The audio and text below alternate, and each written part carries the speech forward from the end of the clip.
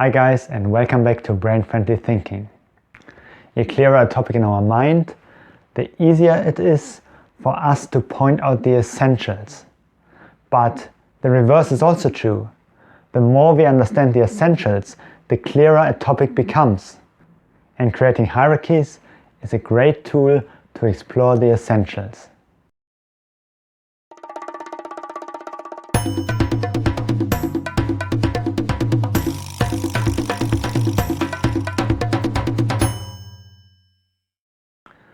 When Steve Jobs returned to Apple in 1997, the company was in a difficult position. The sales had grown too low to support the very wide product portfolio Apple had at this time.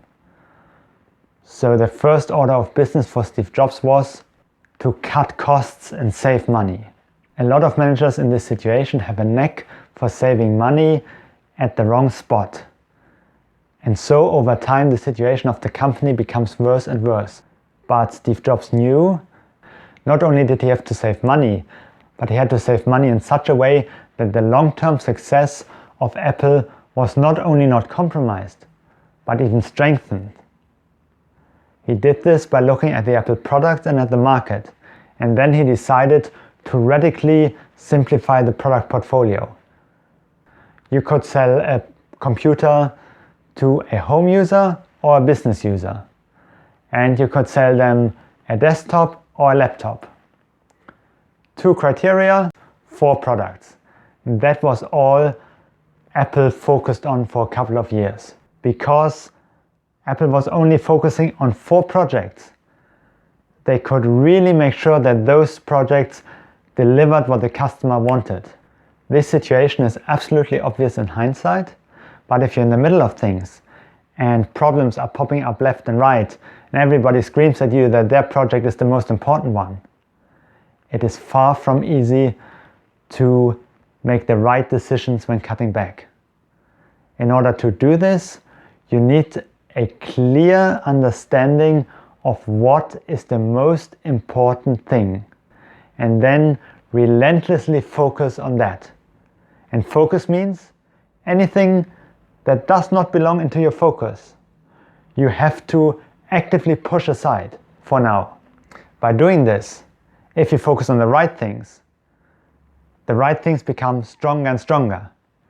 If you focus on the wrong things, not only does it not help you right now, but you also push away other opportunities which might have helped you. So to pull this off successfully, you must really understand what is going on. You need a deep knowledge about the field you're operating in. Something similar was reported from Disney. When the Sherman brothers worked on the score for Mary Poppins in the early 1960s, there was no doubt in their mind that they had to start with one particular song. Tuppence apiece, the Bird Lady song. Why? Well, this song is not about birds, as you might think. It is all about kindness. And they understood that this was the central theme of the movie. So they started from this song, and afterwards they worked on all of the other songs. And Walt listened to all of that, and then he said at the end, "Play me that Bird Lady song again." He listened to it again and said, "Yes, that's what it's all about." For any product, artwork, or problem we're trying to solve, there are certain essentials which we absolutely must nail. If we do, the other problems are not so bad anymore. If we don't, we just dig ourselves deeper until we're running from disaster to disaster while everything around us is start to fall apart. So then, that means we need a way of identifying these essentials. And this is where creating hierarchies come in. You see, in order to know what is the essential bit, we must be able to make judgments. Judgments based on certain criteria, on certain values. And the German psychologist Vera Birkenbiel noticed that it's exactly the same type of decisions, of judgments you need to make when you create your hierarchies. If you want to know whether a certain item is above or below another one, you need to make a judgment based on criteria. Let's make a simple example. Here's a list with 3 items: a piano, a piccolo flute and a violin. Let's take tones. Well, okay, already we have a problem. What do we mean by tones? Do I mean how many tones the instrument can play? Or what is the range between the highest and the lowest note? So already we see the criteria which I chose is not precise enough to make the ranking. But let's say I'm actually interested in the absolute number of notes that can be played. Now, for the piano, it is comparatively easy to determine this. In principle, it is very easy to count the number of notes of the piano. Even though I think a piano is 2 octaves, if I remember correctly. I'm not sure how many notes these are exactly, but this is something I could easily look up. Now a piccolo flute. Where a piccolo flute, it's probably more complicated. You cannot simply count the number of holes, but it depends on which holes are open and which holes are closed. But still, there is a comparatively small number of options available, so you can count it. What about the violin? And this is actually something I'm not sure about, because you have the 5 strings of the violin and each string has a different length, so it has basically a different tone. But then you have the other part of the string which you clamp down with your fingers, and I think in principle from the highest to the lowest note of the string that the string can produce, you should be able to vary it in as small increments as you like. So that means that potentially the number of notes you can play on the violin, not the range of notes, but the number of notes, should be much larger than for the piano. Having said that, I'm actually not sure that this is the case, because this is an area where I have comparatively little knowledge about.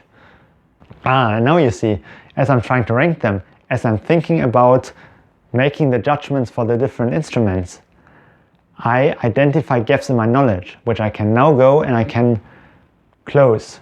And once I've done further research, using this new data, using this new information, I can make better judgments. And the more experience you have, the easier this exercise becomes, and also the higher the chance that your final result will actually be correct. But you see, as you think about making those judgments, the judgment itself is not so important.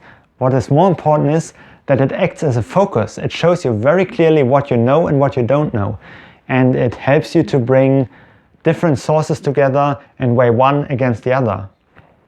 And this is what it's about.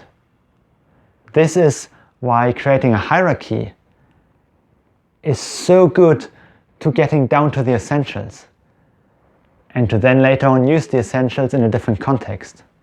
Now I selected the simple list just so that I can show you the principles. You might not think that ranking instruments according to any specific criteria is very thrilling. What, however, if instead of a list of instruments, we would have a list of corona measures, and we want to rank them according to their effectiveness? Now suddenly it becomes much more interesting, and it becomes also much more difficult, because now we have to take into account more criteria, and we have to balance different criteria against each other. This is of course why it is so hard to decide on the appropriate measures. So we can take our corona measure list and we can break it down. We can say, right, what are the ways in which the virus can spread? Once we have those ways, which of them is the most likely to occur? And for that we can capitalize on a wealth of data. Data collected during the pandemic, but also data from scientific papers, experience with other coronaviruses or other viruses in general which spread similarly to COVID-19. We can make a second list and we can ask, what of these items, what of these measures has the highest financial impacts? And again, we can think of it in 2 ways, short-term or long term? To answer that question is much more difficult because we need to predict the future, and that will always be inaccurate. Just some predictions are better than others. We could, for instance, do simulations. And even within the simulations, there are different ways of doing the simulation. And different ways of doing the simulation will give us different answers, which will give us a different ranking. Now what? Now we could go and say, what do these rankings have in common? And how do they differ? Are they really completely different? It is actually much more likely that there are a couple of items that always appear at the top of the list and others which are always appear at the bottom. Not necessarily at exactly the same position, but if the same item again and again appears within the top 5 most costly ones, no matter what we use to predict the financial impact, then it is actually very likely that this will be a costly impact for everybody. Even so, we are just scratching the surface. We already see what an excellent thinking tool creating hierarchies are, because they provide us with a structure, they help us to identify gaps in our knowledge and understanding, and they give us a way of structuring the information. In order to improve your thinking even more, you can then go and talk to other people. Either give them the same list of items you have and have them rank them as well, or already provide them with your ranking and say, what do you think about this? But if you go and you use creating hierarchies as a focus, you will also get much more focused responses, and they in turn will help you more to understand the subject on a deeper level in a shorter amount of time. So an important component is to start improving your clarity of thought before you need it. Do this exercise even though you don't have a specific problem at the moment which you want to solve. If you have a problem, yes, you can also use them. But if you start even before, you prepare yourself. And then when you come into a situation where you need this knowledge, you already have it. And you can very quickly take very good decisions. Of course, we can't prepare for everything that's going to come. But if you have a focus topic, and you really should have a focus topic, if you have a focus topic, this is where you can start. And the more you play with your focus topic in this way, the better you will understand it and the more of an expert you will become. Why is it important to become an expert? Well, for that you can watch the video right here. Or if your problem is more that you have ideas but you can't put them into words, you can watch the video here. Otherwise, if you found the video useful, please don't forget to give the like button a high five. Consider subscribing if you haven't already. And until next time, keep thinking.